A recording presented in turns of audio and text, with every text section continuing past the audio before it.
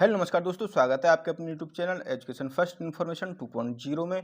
तो साथियों, ये वीडियो आपके लिए महत्वपूर्ण होने वाली है क्योंकि इस वीडियो में आपको कराने वाले हैं एमए प्राइवेट फर्स्ट ईयर का फर्स्ट मॉडल पेपर। तो चलिए देखते हैं। MA private first year classes 2025। Book का नाम हो जाएगा राजनीतिक विचारधाराओं की परंपराएं, traditions of political thinking. Paper code है इसका 170। ये हमारी 12वीं वीडियो है। इससे पहले हमने 11 वीडियो अपलोड कर दिए हैं। यदि आपने अभी तक नहीं देखी है तो उनको भी आप रिवीजन करके जाएं। देख लो परीक्षा में आने वाले प्रश्न। तो हम उन क्वेश्चनों को करा रहे हैं जो परीक्षा की दृष्टि से अति महत्वपूर्ण क्वेश्चन हैं। हम उनको इस श्रृंखला में करा रहे हैं। यदि आपने ये संपूर्ण श्रृंखला देख ली तो आप अच्छे नंबरों से पास होगे। तो देखते हैं आज का क्वेश्चन। क्वेश्चन है, जॉन स्टुअर्ट मिल को एक अनिच्छुक लोकतंत्रवादी अनिच्छुक लोकतंत्रवादी कहा गया है। क्या आप इस मूल्यांकन से सहमत हैं? अथवा प्रतिनिधि सरकार के संबंध में मिल के विचारों की समीक्षा कीजिए और आधुनिक काल में उसकी वैधानिकता का मूल्यांकन कीजिए। इन दोनों में से कोई भी क्वेश्चन आ जाए, आपको उत्तर ये करना है जिसे हम कराने वाले हैं। तो उत्तर है इसका मिल के प्रतिनिधि सरकार संबंधी विचार। तो मिल ने एक उपयोगितावादी विचारक होते हुए भी राज्य तथा सरकार के संबंध में अनेक महत्वपूर्ण विचार प्रतिपादित किए। फिलिस डॉयल के शब्दों में मिल का राजनीतिक सिद्धांत प्रत्येक स्थान पर मानव विषमता एवं योग्यता की विविधता से परिपूर्ण था। प्रत्येक स्थान पर वह व्यक्तियों को अज्ञात शक्तियों के विकास की पुकार कर कहता था। वह स्थानीय शासन के प्रसार की मांग करता था जिससे अधिक से अधिक व्यक्तियों पर उत्तरदायित्व आ सके, वे नवीन भावनाओं को ग्रहण कर सकें और उनकी आंतरिक शक्तियों का विकास संभव हो सके।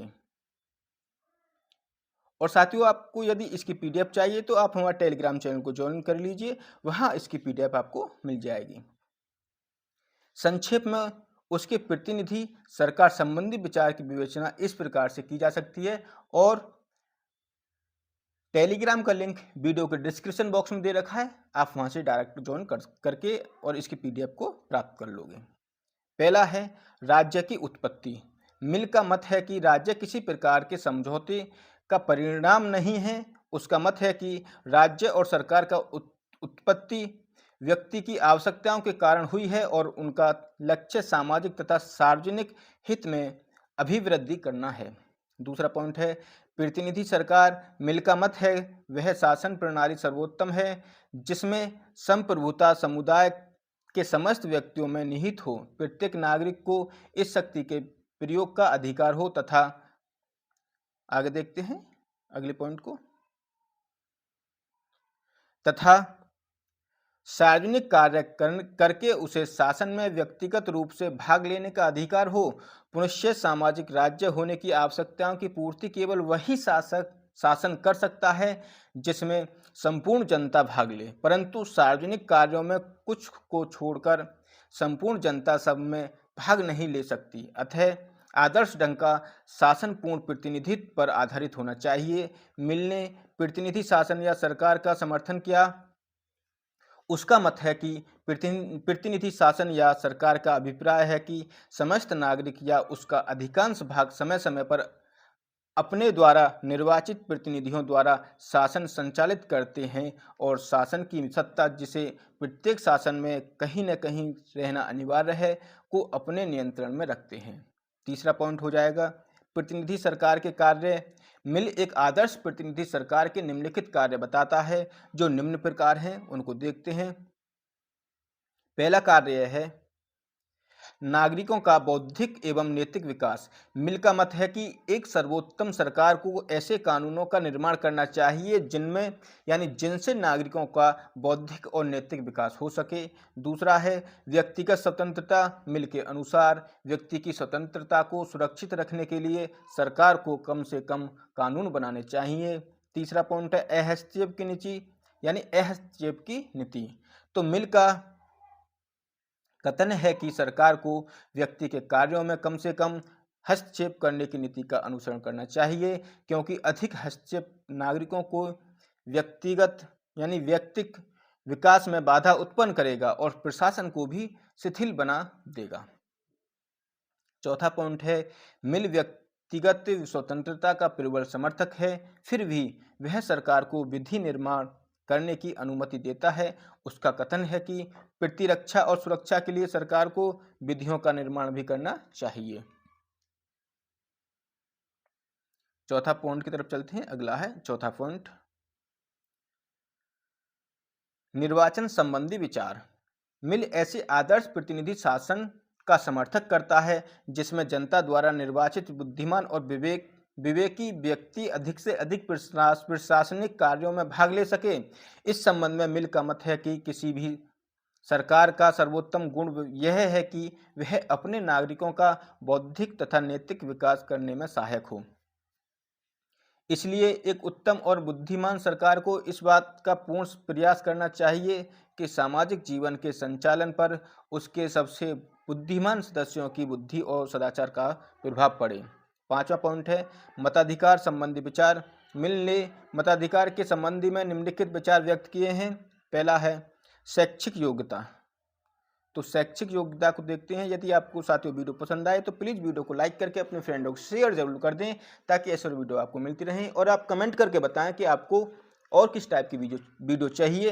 तो देखते हैं पहला पॉइंट, शैक्षिक योग्यता। मिल का मत यानी मिल का कथन है कि मताधिकार उन व्यक्तियों को प्राप्त होना चाहिए जो एक निश्चित सीमा तक शैक्षिक योग्यता रखते हैं। मिल के शब्दों में, मैं इस बात को कभी स्वीकार नहीं कर सकता कि ऐसे व्यक्ति को मताधिकार प्राप्त हो जो लिखना पढ़ना सामान्य गणित भी न जानता हो। पुनश्च मैं इस बात को नितांत अनुचित मानता हूँ कि कोई व्यक्ति लिखने पढ़ने की योग्यता से पूर्व ही मतदान में भाग ले।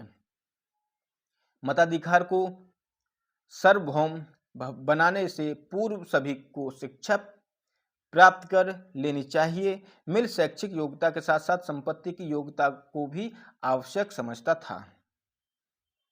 अगला पॉइंट, अनुपातिक प्रतिनिधित्व प्रणाली। मिल के अनुसार निर्वाचन अनुपातिक प्रतिनिधित्व की प्रणाली के आधार पर होना चाहिए। उसका विश्वास था कि अनुपातिक प्रतिनिधित्व द्वारा एक उम्मीदवार के लिए आवश्यक सद्गुणों को समुचित महत्व मिल सकेगा और विवेकहीन जनता के बहुमत के कुछ दोष दूर हो सकेंगे।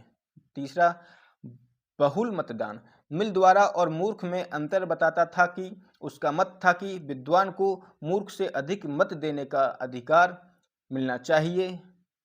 चौथा पॉइंट, स्त्री मताधिकार। मिल का मत था कि मताधिकार मानव का स्वाभाविक अधिकार है और उसे स्त्री पुरुष दोनों को ही प्राप्त होना चाहिए। वह स्त्रियों को भी मताधिकार देने के पक्ष में था। सार्वजनिक मतदान प्रणाली। मिल गुप्त मतदान के स्थान पर खुली मतदान प्रणाली का समर्थन करता है। उसका दृष्टिकोण है कि गुप्त मतदान प्रणाली एक दूषित प्रणाली है। इससे व्यक्तियों को भ्रष्ट उपायों का प्रयोग करने का अवसर प्राप्त होता है। इसके विपरीत सार्वजनिक मतदान निष्पक्षता और ईमानदारी से हो सकता है। लोकतंत्र संबंधी विचार अथवा मिल एक लोकतंत्रवादी के रूप में। छठा है कि लोकतंत्र संबंधी विचार अथवा मिल एक लोकतंत्रवादी के रूप में।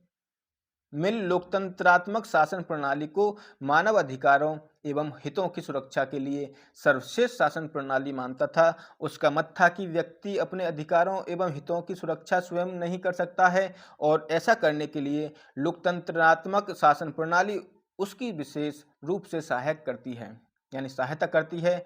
मिल का मत है कि व्यक्ति को अथवा जनता को सरकार पर प्रत्यक्ष या परोक्ष रूप से नियंत्रण करने का अधिकार मिलना चाहिए। इस प्रकार की व्यवस्था केवल लोकतंत्र शासन प्रणाली में ही संभव हो सकती है, क्योंकि यह शासन प्रणाली जनता का प्रतिनिधित्व करती है और बिना किसी भेदभाव के नागरिकों को शासन कार्यों में भाग लेने का अवसर प्रदान करती है। इन विचारों के कारण ही वेपर ने मिल को एक लोकतंत्रवादी विचारक बताया है। अगला पॉइंट हो जाएगा लोकतंत्र प्रणाली के दोष अथवा मिल एक अनिच्छुक लोकतंत्रवादी के रूप में। यानी कि मिल लोकतंत्र शासन प्रणाली के कुछ दोष भी बताता है जिनके कारण उसे एक अनिच्छुक लोकतंत्रवादी की संज्ञा दी जाती है। मिल लोकतंत्र प्रणाली के निम्नलिखित प्रमुख दोषों का उल्लेख करता है। मिल का मत है कि यदि जनता के प्रतिनिधियों को प्रशासन संबंधी समुचित शक्तियां प्राप्त न हो तो शासन में नकारात्मक दोष उत्पन्न हो जाते हैं और प्रशासनिक कार्यों में अज्ञानता तथा अनुभवहीनता दृष्टि गोचर होने लगती हैं। मिल के अनुसार लोकतंत्रात्मक शासन प्रणाली में अल्पसंख्यक वर्ग के हितों की अपेक्षा होती है।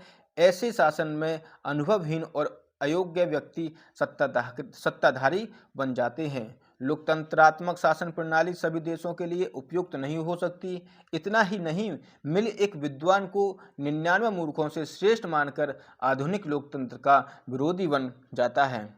इसलिए अनेक विद्वान मिल को एक असंतुष्ट अथवा अनिच्छुक लोकतंत्रवादी बताते हैं। मिल के विचारों की आलोचना। मिल के विचारों की आलोचना। जे.एस. मिल के प्रतिनिधि सरकार संबंधी विचारों की आलोचना अनेक विद्वानों ने निम्नलिखित तर्कों के आधार पर की है। पहला, मिल ने जिस अनुपातिक प्रतिनिधित्व प्रणाली का समर्थन किया है वह न केवल जटिल ही है, वह वरन सामान्य व्यक्ति की बुद्धि से परे भी है। दूसरा, मिल सार्वजनिक मतदान का समर्थन करता है, परंतु ऐसा होने पर विरोधी दलों में आवश्यक विवाद और संघर्ष छिड़ सकता है। अगला पॉइंट तीसरा, मिल केवल बौद्धिक और संपत्ति की योग्यता रखने वाले व्यक्तियों को ही मताधिकार देने की बात कहता है, जबकि आधुनिक युग में यह बात लोकतंत्र के विरुद्ध है, क्योंकि आधुनिक लोकतंत्र में समस्त वयस्क व्यक्तियों को मताधिकार दिया जाता है। अगला पॉइंट चौथा, मिल स्त्रियों के मताधिकार पर विशेष और अनावश्यक रूप से बल देता है। मिल ने स्वतंत्रता के हित में समानता को भी बलि चढ़ा दिया। इन आलोचनाओं के बावजूद भी मिल के प्रतिनिधि सरकार संबंधी विचार बड़े महत्वपूर्ण हैं और उन्हें आज भी ग्रहण किया जाता है। वस्तुतः उसने भावी पीढ़ियों का सुशासन की स्थापना की दृष्टि से मार्गदर्शन भी किया है। वेपर के शब्दों में, मिल प्रजातंत्र के दोषों से प्रजातंत्र की रक्षा करना चाहता था, क्योंकि यह तत्कालीन आवश्यकता थी और ऐसा करने में वह सफल रहा। उसका महत्व चिरंजीवी तथा चिरन स्मरणीय है। तो ये हमने करा दिया इसका क्वेश्चन। यदि आपको वीडियो पसंद आई हो तो प्लीज़ वीडियो को लाइक करके अपने फ्रेंडों को शेयर कर दें, ताकि ऐसी और वीडियो आपको मिलती रहे। अगला क्वेश्चन है इसी वीडियो में हमारा बेंथम से रिलेटेड, और हम उन क्वेश्चनों को करा रहे हैं जो परीक्षा की दृष्टि से महत्वपूर्ण हैं। आप अपने स्तर से भी तैयारी करें और जो हम क्वेश्चन करा रहे हैं आप एक बार इनको भी ध्यान से देखें। तो देखते हैं बेंथम। तो क्वेश्चन है, अधिकतम लोगों का अधिकतम हित वह धुरी है जिसके चारों ओर बेंथम के राजनीतिक विचार पर चक्कर काटते हैं। इस कथन की विवेचना कीजिए। अथवा, बेंथम के उपयोगितावादी सिद्धांत में बहुत सी कमियां होने के उपरांत भी राजनीतिक विचारधारा के प्रति बेंथम की बहुत सेवाएं विवेचना कीजिए। तो क्वेश्चन या तो ये आ जाए या ये आ जाए। क्वेश्चन को एक बार फिर देख लो कि अधिकतम लोगों का अधिकतम हित वह धुरी है जिसके चारों ओर बेंथम के राजनीतिक विचार चक्कर काटते हैं। इस कथन की विवेचना कीजिए। अथवा, बेंथम के उपयोगितावादी सिद्धांत में बहुत सी कमियां होने के उपरांत भी राजनीतिक विचारधारा के प्रति बेंथम की बहुत सेवाएं हैं, विवेचना कीजिए। तो देखते हैं इसका उत्तर। यदि आपको वीडियो पसंद आए तो प्लीज़ वीडियो को लाइक जरूर कर दें और अपने फ्रेंडों को शेयर कर दें और कमेंट करके बताएं आपको अगली वीडियो किस टाइप की चाहिए, और पसंद आई हो तो एक प्यारा सा कमेंट छोड़ दें। उत्तर है बेंथम का राजदर्शन। वास्तव में बेंथम एक राजनीतिक विचारक होने की अपेक्षा राजनीतिक और सामाजिक सुधारक अधिक था। क्या? सामाजिक सुधारक अधिक था। मैक्सी का मत है, राजनीतिक विचारधारा के प्रति बेंथम की सेवा महान थी। कटु आलोचना और व्यंग द्वारा उसने सामाजिक अनुबंधवादियों द्वारा इतिहास तथा तर्क के थोथे व्यापार पर निर्मित राज्य सिद्धांत की धज्जियां उड़ा दी और ह्यूम तथा स्पिनोजा से अधिक शक्ति तथा स्पष्टता से इस सत्य का दिग्दर्शन कराया कि राजनीतिक समाज का आधार सदैव समय विशेष की परिस्थितियां हैं। बेंथम के समस्त विचारों का आधार उसकी सुखवादी धारणा है। उसने राज्य शासन, कानून, अधिकार, स्वतंत्रता आदि पर जो विचार व्यक्त किए हैं तथा शासन एवं प्रशासन स्तर पर जो अनेक प्रकार की सुधारवादी विचार प्रस्तुत किए हैं, उन सब के पीछे उसकी अधिकतम व्यक्तियों का अधिकतम हित की धारणा कार्य कर रही है। अतः इस संबंध में यह कहना उचित होगा कि अधिकतम लोगों का अधिकतम हित वह धुरी है जिसके चारों ओर बेंथम के राजनीतिक विचार चक्कर काटते हैं। संक्षेप में बेंथम के राजनीतिक विचारों की विवेचना निम्न प्रकार से की जा सकती है। पहला है कि प्राकृतिक अधिकारों के सिद्धांत की आलोचना। प्राकृतिक अधिकारों के सिद्धांत की आलोचना। बेंथम एक यथार्थवादी विचारक था। कल्पना और आदर्श में उसका विश्वास नहीं था। उसने अपने समय के जीवन की व्यवहारिक समस्याओं का अध्ययन किया और उनका निराकरण करने का प्रयास किया। उसने तत्कालीन ब्रिटिश शासन और न्याय व्यवस्था के अनेक दोषों का अन्वेषण करके सरकार से उन्हें दूर करने की मांग की। उसने अपनी व्यवहारिक बुद्धि एवं सशक्त तर्कों के आधार पर लॉक के प्राकृतिक अधिकारों के सिद्धांत की कटु आलोचना की। उसने यह स्पष्ट किया कि प्राकृतिक अधिकारों का सिद्धांत मूर्खतापूर्ण, प्रकल्पित अधिकार तथा आधारहीन अधिकार एवं आध्यात्मिक तथा विभ्रम व प्रमाद का एक गड़बड़ घोटाला है।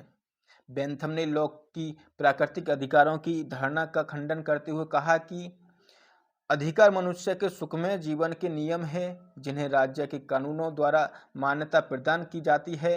राज्य ही समस्त अधिकारों का स्रोत है और नागरिक राज्य के विरुद्ध अपने किसी भी प्रकार के प्राकृतिक अधिकारों का दावा नहीं कर सकते। कोई भी अधिकार राज्य के सीमा क्षेत्र से बाहर नहीं है। सभी अधिकार राज्य के अंतर्गत ही संभव हैं। वह अधिकार श्रेष्ठ है जो समाज के अधिकतम व्यक्तियों के लिए उपयुक्त हो। इसी प्रकार आदर्शवादियों के विचारों की कटु आलोचना करते हुए बेंथम ने स्पष्ट किया है समानता यानी समान अधिकार का सिद्धांत भी असंगत है।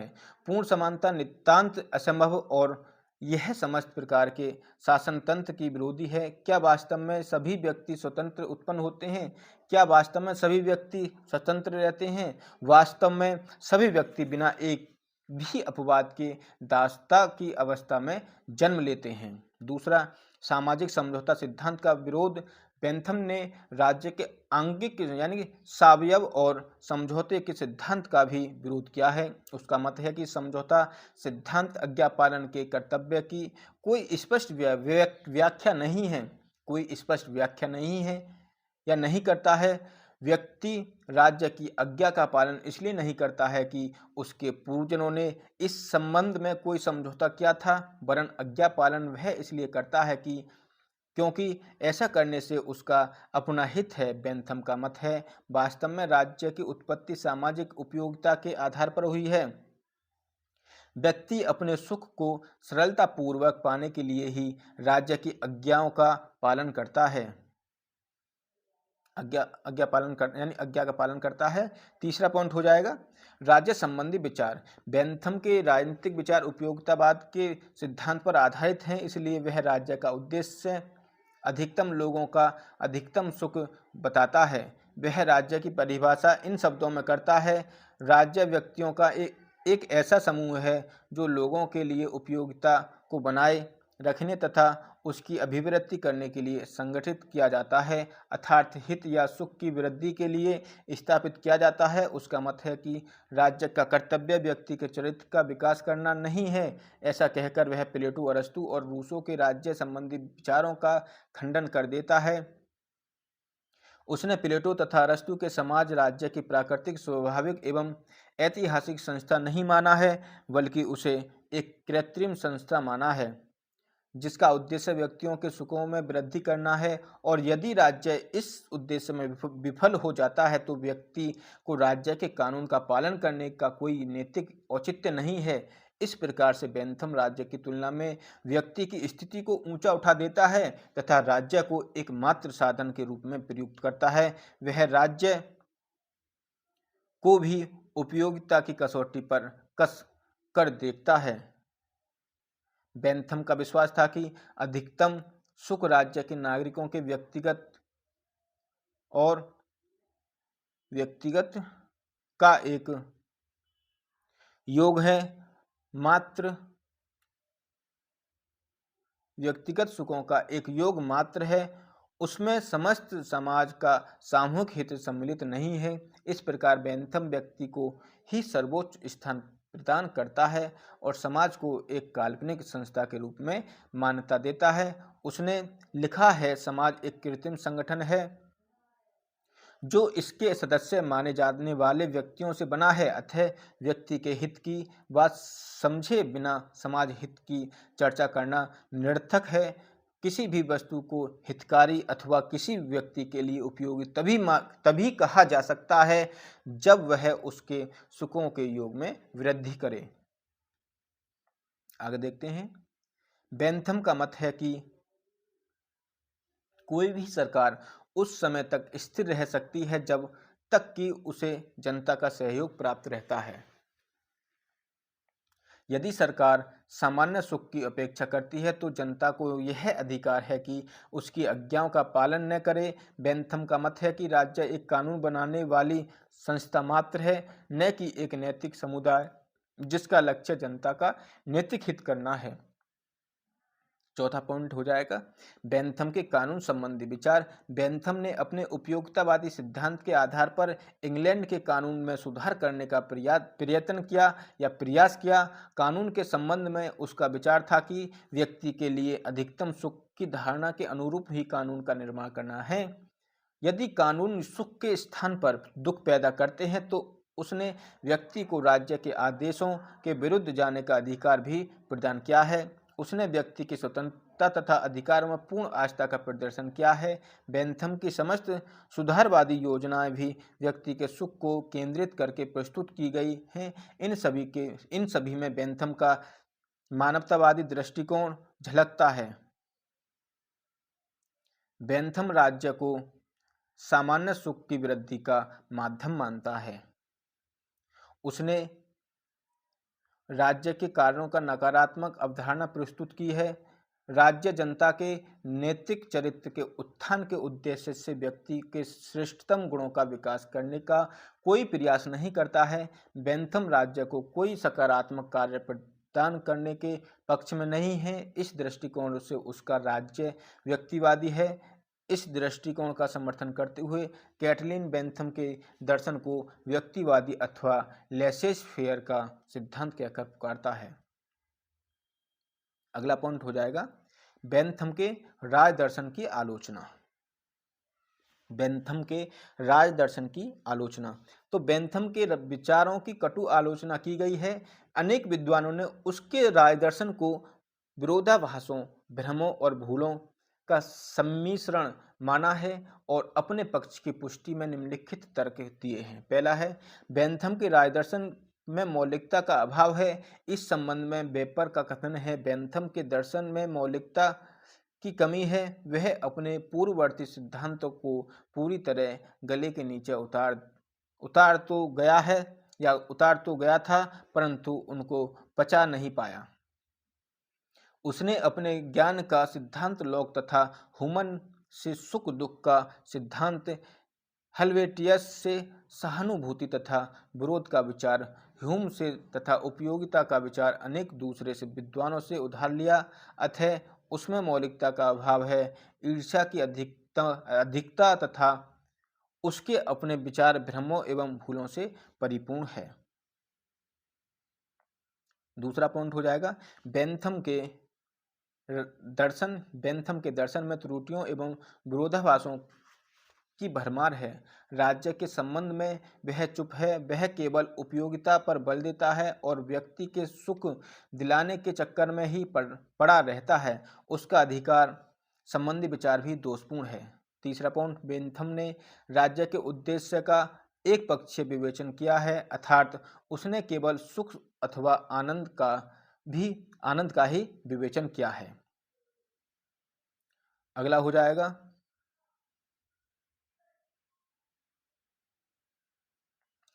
उसकी व्यक्ति, राज्य व समाज के संबंध में त्रुटियां धारणा है, यानी कि उसकी व्यक्ति, राज्य व समाज के संबंध में त्रुटिपूर्ण धारणा है। बेंथम की विचारधारा राज्य के दर्शन नहीं है वरन शासन का दर्शन है। पांचवा, वह व्यक्ति ही स्वतंत्रता तथा समानता की अपेक्षा करता है। छठा, सातवां, बेंथम ने उपयोगितावादी सिद्धांत को बहुत अधिक भौतिकवादी बना दिया है। मूरे के शब्दों में, यदि बेंथम के अनुसार हम अंतःकरण को स्वीकार नहीं करते हैं तो नैतिक और अनैतिक के बीच कोई भेद नहीं रहेगा, केवल उपयोगी तथा अनुपयोगी कार्य ही रहेंगे। अगला पॉइंट, बेंथम का उपयोगितावाद केवल मात्रात्मक सुख का समर्थक है, गुणात्मक सुख का नहीं। अगला पॉइंट, बेंथम का सुखवादी मापदंड नितांत दोषपूर्ण है। बेंथम का उपयोगितावाद समाज के बहुमत के अत्याचार को प्रोत्साहित करने वाला है। तो ये हमारी 4 यूनिट कंप्लीट हो गई, तो 2 यूनिट बची हैं, आज शाम तक इनको हम कंप्लीट कर देंगे। तो यदि साथियों आपको वीडियो पसंद आई हो तो प्लीज़ वीडियो को लाइक करके अपने फ्रेंडों को शेयर कर दें, ताकि ऐसे वीडियो आपको मिलती रहे। अगला पॉइंट है हमारा American David Easton John Rawls. American David Easton John Rawls, इसको हम देखने वाले हैं। इसके 2 क्वेश्चन कराएंगे, उसके बाद छठी यूनिट के भी 2 क्वेश्चन कराएंगे। तो अभी हम आपको 4 क्वेश्चन कराने वाले हैं। तो यदि आपको वीडियो पसंद आ गई हो तो वीडियो को लाइक करके अपने फ्रेंडों को शेयर कर दें। तो जय हिंद साथियों, नमस्कार दोस्तों।